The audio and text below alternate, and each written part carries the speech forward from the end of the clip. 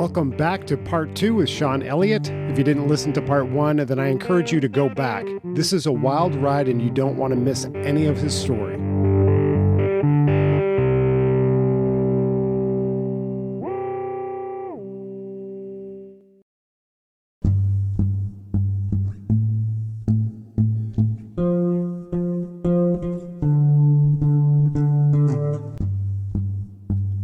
You are listening to the IT Path Podcast. I'm your host, Dana Morrison. Let's go and help you claim your journey into IT.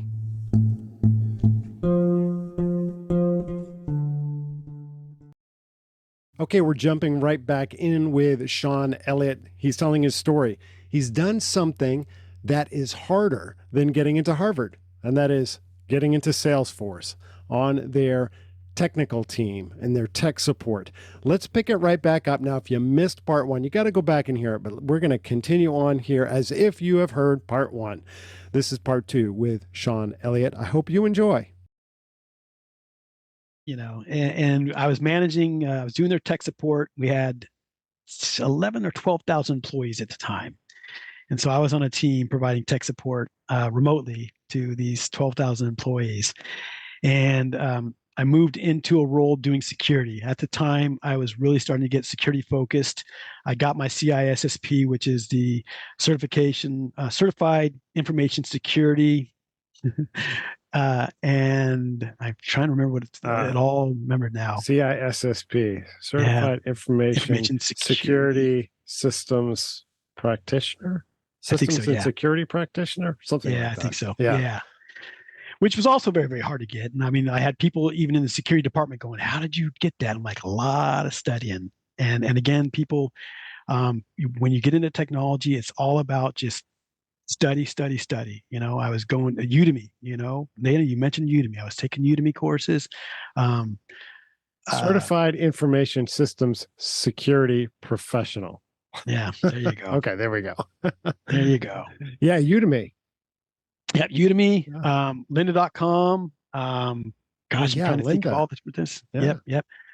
People out there who are listening, lynda.com, I don't know what the charge is now. I want to say it's still like $25, $30 a month to be part of that. Here's the thing. Go get a library card. Get a library card. You can have access to Lynda for free.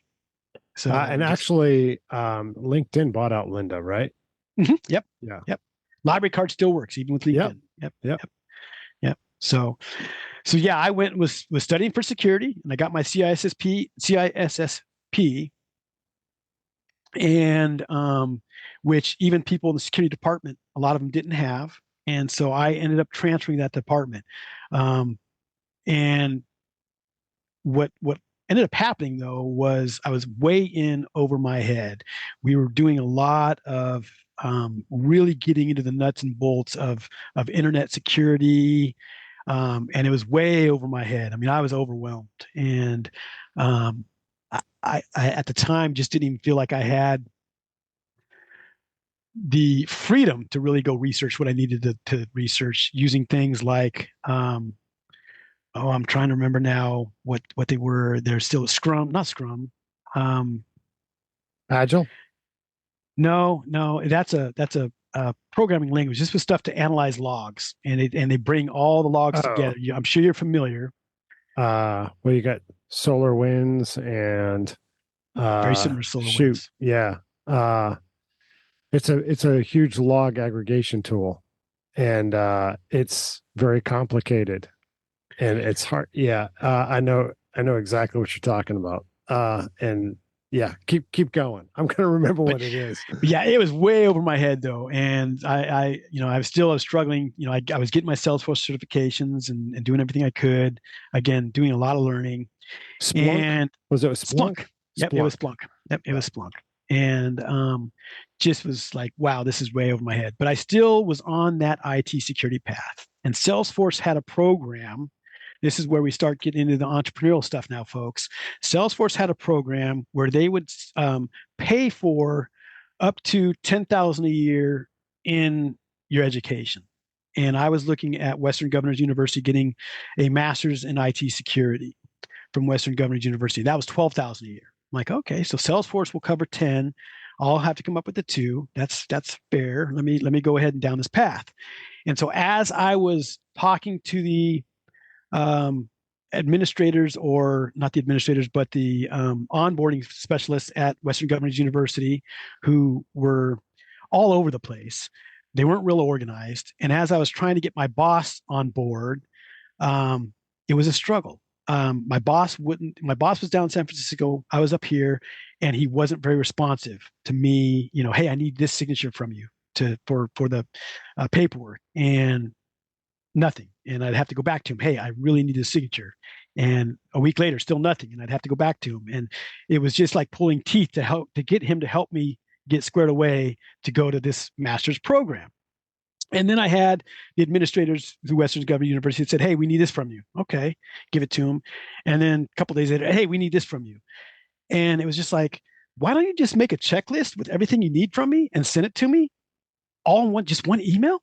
And we're done with this back and forth. And it was kind of this circus between trying to get things squared away with Western Governors and trying to get things squared away with my boss. And I had this little light bulb that went off in my head. I'm like, what would happen if I just said, screw this master's program, and I just went, I'm going to create my whole master's program in entrepreneurship. And you know what I'm going to do? I am going to go look for classes on how to start my own business. I'm going to go to Udemy. I'm going to go to Lynda. I'm going to go search things online. I'm going to go listen to podcasts, which fast forward, this is how really me and Dana met. Yeah, absolutely. And I'm like, yeah, I can do this. And I said, I'm going to give myself 2 years, just like a regular master's program. And if I'm not making money and have something going solid in 2 years, then, I'll move on. And I'll realize I need to go back to the traditional route of a real master's. And so I threw all of that stuff with Western Governors into the garbage, out the window, said I'm done. And I started studying on my own. And I started going through Udemy. I started an actual, back then it was a website, a blog called Continuously Improving You. And I outlined my journey on becoming an entrepreneur on Continuously Improving You. And here's the course I'm taking now, and here's what I'm learning. And so I was taking courses on Udemy, and then I discovered Pat Flynn. And Pat Flynn interviewed Jessica LaRue of the Selling Family. And she was a woman that sold products on Amazon. And she had a thriving business selling products on Amazon. I'm like, this is cool. I believe my wife and I and her daughter were driving to the coast, Oregon coast at the time. And I was listening to this podcast while we drove. And I was thinking, I can do this. And I started studying how to sell on Amazon. So I went from, this big huge kind of bucket of how to be an entrepreneur, and then just got it all the way down to selling on Amazon. And then I just started taking all the stuff that I could learn on selling on Amazon. And within like 2 weeks of hearing this Jessica LaRue podcast, I was going and getting used books from the library. You can go to the library and you can buy used books for $1, or 50 cents. And then you turn around and you sell them on Amazon. And you have an app for your phone. It's an Amazon app. And you literally scan the USB code or ISBN code on the back of a book, and it'll pull it up on Amazon, tell you what it's selling for. And it'll give you data just on how many, they'll give you a Amazon BSR, bestseller rating, or not BSR. I can't remember now what it stands for, but it's a rating. And is that like the recommended sellers kind of thing? It's not the recommended sellers. The rating, it's a way of a BSR of 1 means it's the best out of all the Amazon products. It is the best. There's only one. And gotcha. There's only one 2. Gotcha. And a 1 means it's selling all day long, every couple seconds probably. I mean, it's selling millions, And then you have like books that typically have a bestseller rating, and I think that's what it is, bestseller rating of why am I drawing a blank? Of, a lot of books are 1 million, 2 million, 3 million. And that means it might sell maybe once every 4 or 5 months. Hey, This is Dana Morrison, host of the IT Path podcast, and I hope you are enjoying this week's episode. Are you interested in getting into IT? Let me ask you one simple question. What is holding you back?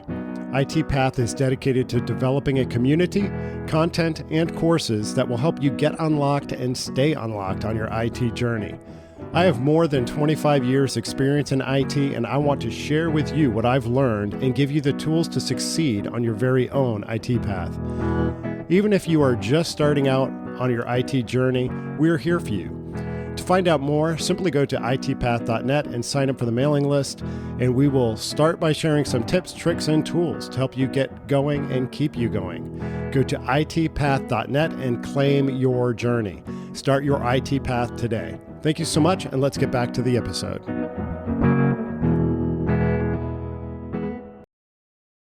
But if you can buy a book for $1 and you send it into Amazon to sell it through their FBA program, which is fulfilled by Amazon, and in 3 or 4 months it sells for $25 or $30, well, your return is huge there. So I was going and I was buying books from used books, or not used books, or from the library. I was going to thrift stores and going through all their books there. And I remember buying a language program. It was brand new, unwrapped. It was all still in the package and everything. Language program on how to teach somebody with tapes Turkey, how to learn how to speak like Turkish. Pimsleur language or something? Like something like that? Yeah. And I bought it for, I think, like $12 and sent it into Amazon. And that one did take probably 6 months, but I sold it for like $190. Wow. And so there's a lot of people still today that go and sell on Amazon and on eBay just by going and thrifting. They'll find a record. Oh my gosh, this is an old. My dad has, I believe it's an Elvis Presley record with both sides are the same side. A and B are both the same side. Wow. Okay. So it's a collector's item now. And evidently, it's not that valuable, but he thought it would be. Okay. But let's just say it was. And it's a collector's item. And he's like, hey, I found this in a garage sale for $2. I'm going to send it to eBay or to Amazon, and I'll sell it for 200 type of thing. So that's got me to Amazon. And wasn't going to help me quit my job per se when you buy something and wait 6 months, but that got me into the shipping of all that. I mean, do they cover the shipping and everything? I mean, how do you get all these books to them? Because I would think just that alone would be super expensive. So with Amazon FBA, so it's fulfilled by Amazon. When you have these books and you're going to ship it into an Amazon warehouse where they're going to store it until someone buys it, and then they're going to handle sending it to the customer. They're going to handle if the customer wants to return it. They're going to handle collecting payment from the customer. They will cover the shipping to Amazon, but it is fees and stuff like that comes out of my account. So that comes out of operating costs, and that does add up. But the fees are, when you're working with something like Amazon, are really, really manageable though too. They've got all these deals and all that. So, to try and pay for shipping yourself, you're going to get a much better rate using Amazon's rate oftentimes than you are yourself. Okay. So you're using Amazon shipping. But that led me down the path of growing that Amazon business into what they call retail arbitrage. Okay. And retail arbitrage is, okay, rather than going and buying books, I'm going to go to Target. And I just found this book. You go down Target aisles with your phone, your scanner, and you literally scan everything. All right, that's on Amazon, but I can't make a profit at that. All right, let's see here.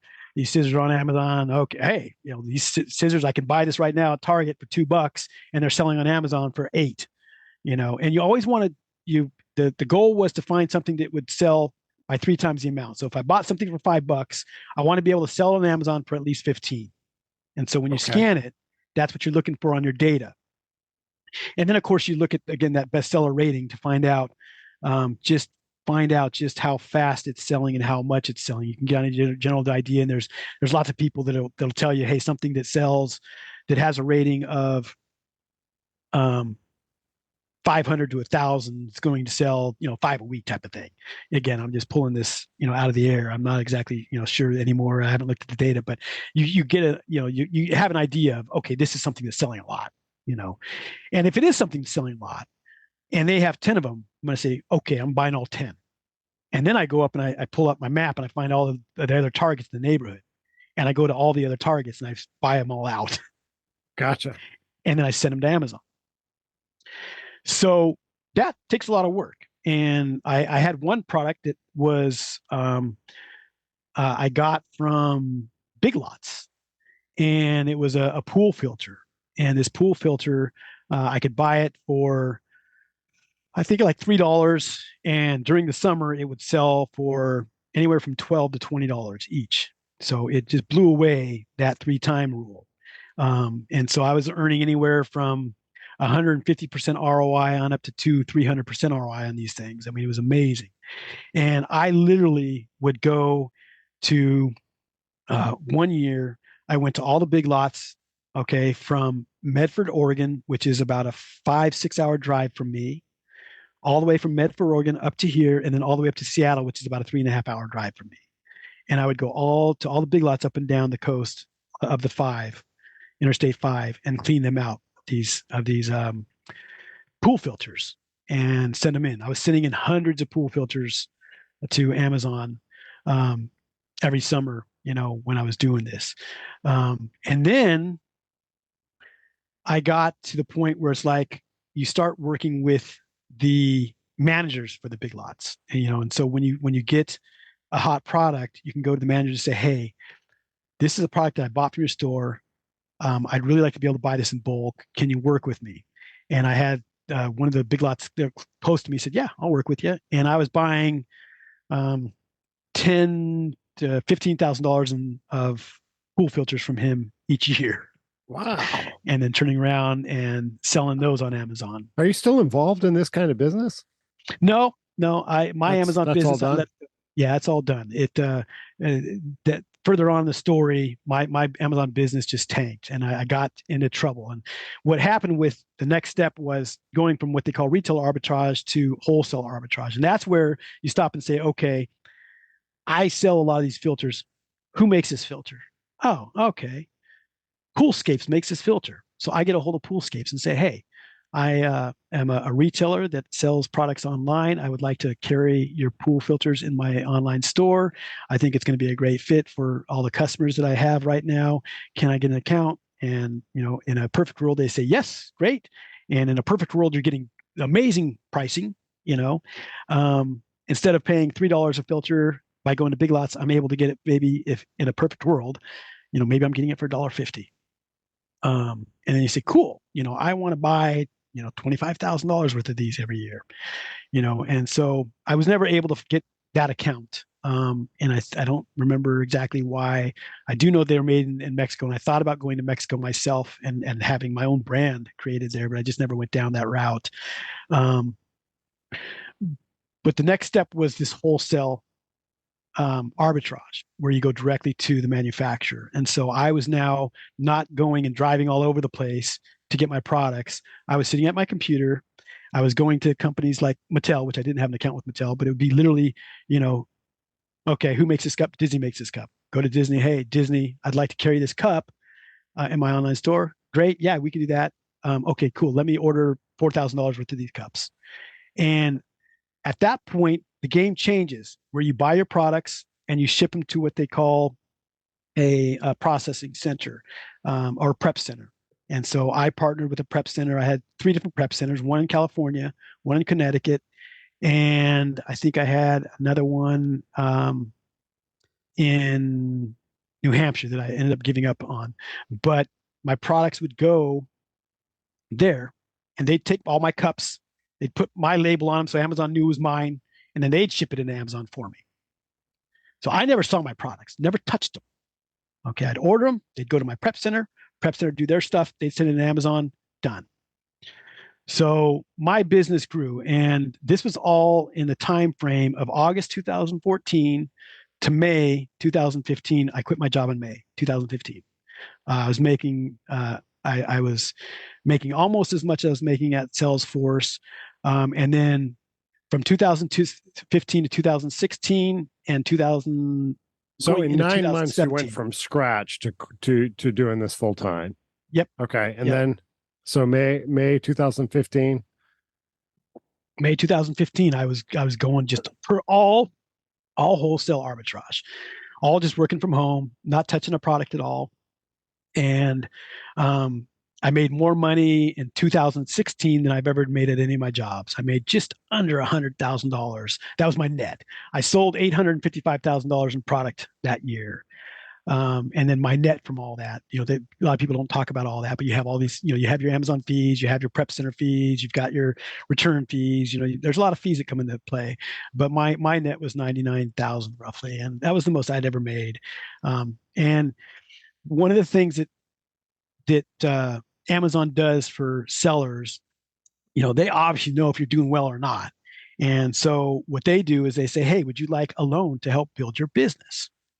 And it starts off with, you know, maybe a $10,000 loan. Yeah, sure, I can do that. And it's very easy to say, hey, I'm selling plenty of product. I've got a regular return on investment of 35, 40%. I'm going to go ahead and take this loan. Not a problem. I can pay it off every month. And Amazon sees you're paying it off. And then they come back within like a month and say, would you like another loan for 25,000? Yeah. And you take that and you buy more product and you grow your business. Amazon sees you're growing. And then they come back within a month and say, would you like a loan for 75,000? Yeah. So this kept happening. And I had a loan with them for $150,000 and was doing some research. And all the gurus say that when you see a product, so let's just say you see a mug you really like. I'm holding up a mug right now, everybody, and you say this is selling really well on Amazon. I can buy it for $2. It's selling for $10, and it's selling 500 units a month. And there's only four people selling it, four sellers selling it. So if I come in on it, based on the numbers, I can sell 100 of these a month. As the fifth seller. Okay, and Amazon's gonna share what Amazon does. If everybody has the same price, is they share what they call the buy box. So when you go to an Amazon listing and you see the mug and you say, "Hey, I want that," when you click on add to cart, that's the buy box. And there's going to be only one seller that has that. Right. And you can always click on other sellers to see the other sellers. Right. But you have to click on that other sellers. Now, the person that ends up in that buy box is rotated by Amazon if the prices are all the same. So, one person's going to get the buy box at one point, the next person's going to get it the next time, and the next time. And, there's a formula to it. It's not consistently even, but that's how it works again in a perfect world. So all the gurus say you still want to do test orders and you don't want to go in deep. If it says you can do 100, just buy 5 or 10 and see how it sells. But you start, when you start really making some good money and you get to the point where fourth quarter, where sometimes you make 3 times the amount of the rest of the year. So maybe during the year, you make $100,000 from January to September. From October to December, you'll make 300,000. So you'll triple what you've made all year long. I sense heartbreak coming here.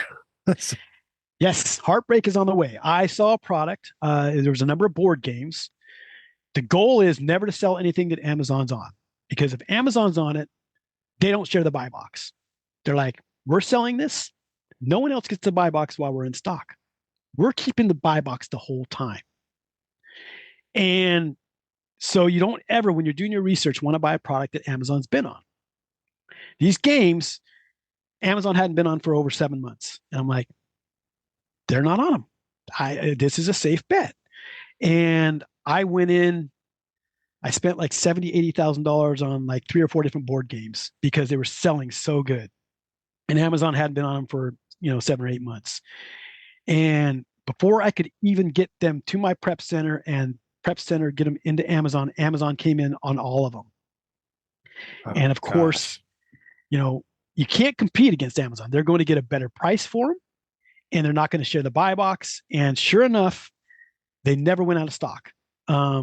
And so I couldn't sell my products. I had all these products and they were just sitting at Amazon collecting dust for over a year. Um, Amazon just never went out of stock. And here's what happened. The reason they were out of stock that whole time was because the manufacturer was out of stock. So everything that was being sold by the data that I was looking at was people that had bought them like me, and Amazon evidently sold all theirs. And so the people that were left over after Amazon went out of stock, theirs kept. They finally got their piece of the pie, but it was after Amazon went out of stock, And so I didn't know that the manufacturer had ran out of stock, and so that's why Amazon couldn't get them. So if Amazon couldn't get them, and so thing is now they get back in stock, right? So I'm like, cool, I'm going to grab them. I don't know that Amazon sees they're out of, they're back in stock as well. So Amazon, me and Amazon both are both buying these at the same time. I don't Oh know this. gosh. So yeah, I lost my business. I couldn't recover. I couldn't sell them, and they just sat there. I had to have them all sent back to me. I had a garage full of games. I ended up sending them to eBay and selling them through eBay for a fraction of the cost. I might have spent like, $25-$30 each game, and I sold them for like $15 each. So Oh man. yeah, it was hard. That's a I hard paid lesson. I paid off. Yeah, and this is after, folks. My business was going so well that I cashed in my retirement. I have zero retirement right now. 53 years old. I have zero retirement. I was like, look, this business is going so good. I'm going to take my retirement. I'm putting it into my business. My business is my retirement, and um, it's all gone. And I couldn't recover. I did pay off the Amazon loan, all of it up to like 30,000. I was able to pay, and still had close to 30,000 left, and ended up doing a partnership with another gentleman who was managing Amazon accounts for other Amazon sellers. And he was like, "Hey, let me take care of your business loan." He was very generous. He did some amazing things for me. Can't say enough good things about the guy. But I worked for him for about a year, and we just couldn't get things to roll. I think so much has been changing with the Amazon that even the accounts we were managing, we were having trouble getting those to grow. Where before we had no problem. But we just really had a hard time helping other people manage their Amazon accounts to get those accounts to grow. So he eventually got to the point where it's like, I can't, he couldn't afford to keep paying me either. So fast forward, now I've got the entrepreneurial bug, and so my goal is to help people who want to start a business figure out how to do all the small business nuts and bolts. How do you get a business license? Where do I do my small business banking? How do I set up an email account? All these questions come up. You don't think about it till you're in the mix of it, till you're down in the weeds and doing it. It's like, wow, I don't know how to do this. I don't know how to set up my domain name, and so that's what I'm doing now. So you're converting, you're skill shifting. You've got you've got a wealth of skills, Sean. Like man, and wisdom now that you did not have years ago. And so it's like you're the sage who can say, "Hey, don't do that. That's a bad idea." You know what I Yeah. mean? I've been down that road. I've done Yeah. that.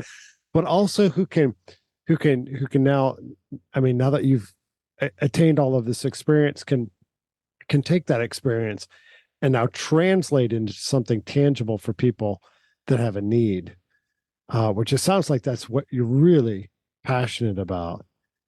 And I know we've talked too, like we both feeling the same pressure. And I know, like as far as IT path goes, man, I know that there's people out there that want to get into tech. And you had mentioned in your story that you got your cert, but that ended up just kind of putting you into a place where you were way over your head. Yep. Because a lot of people don't realize, these certs have particular levels of experience that should be tied to them. And so just putting a cert on a piece of paper is like having a driver's license when you haven't spent any time in the vehicle. And then you get in the vehicle and you cause a wreck. And it's like, oh, I'm kind of over my head here. You know what I mean? And a lot of people don't realize that that's the case. And there's such an attraction to get your cert, go get your cert. I'm always like, get experience, get experience. Sean, you've got a ton of experience, and a lot of it is the school of hard knocks, man. Yep. That's It's interesting you brought that up about the search. It's very easy to get into what Dana's talking about here as far as just let me get a search, let me get a search. I had like 10 certs at one point. I had my, CISSP, I had my Security Plus, I had my CompTIA Plus, I had 3 or 4 different Salesforce certifications. I had my ITIL certification. Trying to think of all the different certifications I had. Um, Boy, I had tons of certifications, but again, trying to land a job as a Salesforce administrator, I just didn't have the experience. Even after working at Salesforce for a year and a half, just didn't have the right experience. Other folks that I know that worked there were able to get more into the nuts and bolts of using Salesforce, and they were able to move on. But they had the experience, and that's super super important. Certs are great, but like Dana's saying, hey, how do I get my hands dirty? How do I get in here and learn this Oh, stuff? that's the thing, man. I mean, I got like Raspberry Pi sitting around here. I got one in brand new in a box here. I'm asking my community, like, what should I demo with that guy?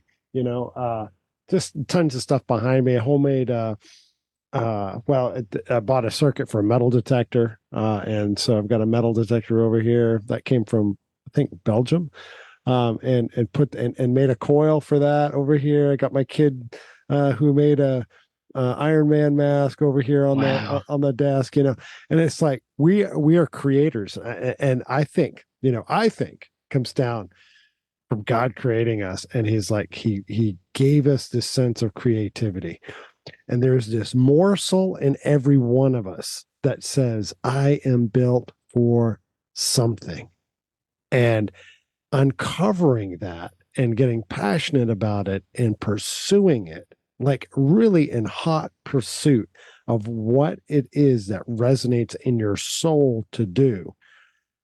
If you can figure that out, then you're going to have satisfaction in your life.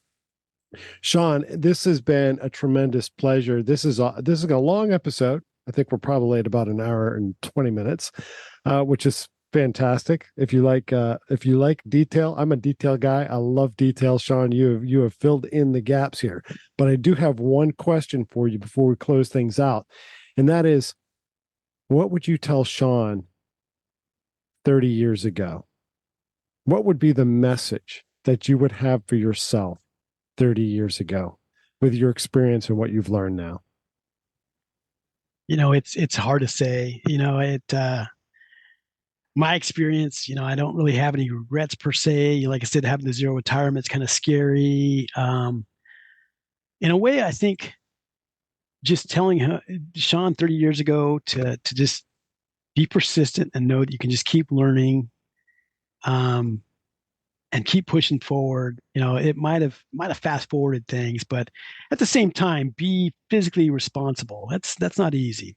Um, but and just realize that if you put your, if you really get down and dirty and just put your heart into something, it's amazing what you can achieve. And so what I'd also like to tell just the listeners is when you go through IT Path and you join IT Path,